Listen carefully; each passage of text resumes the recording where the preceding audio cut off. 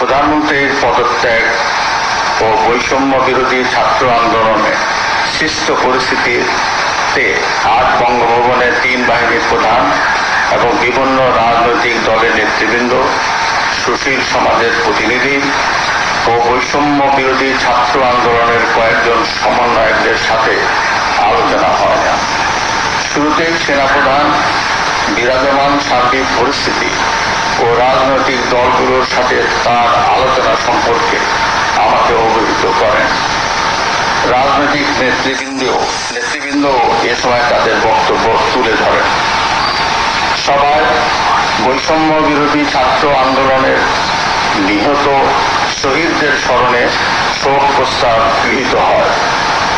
এছাড়া জরুরি ভিত্তিতে একটি অন্তর্বর্তীকালীন সরকার গঠনের সিদ্ধান্ত নেওয়া হয়।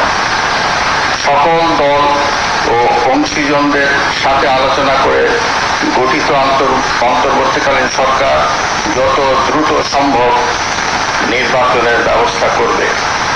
বৈষম্য বিরোধী ছাত্র আন্দোলন ও বিভিন্ন মিথ্যা মামলায় আটক সহ সকল বন্দীদের মুক্তি দেওয়া হবে।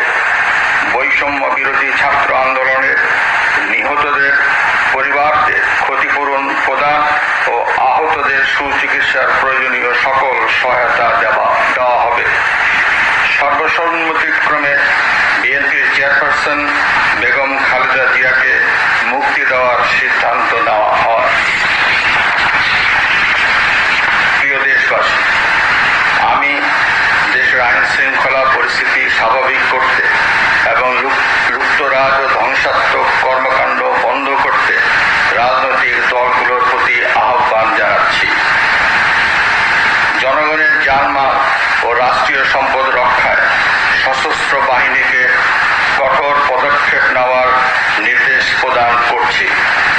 সাম্প্রদায়িক সম্প্রীতি ও সংখ্যালঘুদের নিরাপত্তা নিশ্চিত করতে এবং সরকারি সম্পত্তি রক্ষায় সকলকে এগিয়ে আসার আহ্বান জানাচ্ছি। দেশের অর্থনীতি, প্রশাসন ও শিল্প কল কারখানা চালু রাখার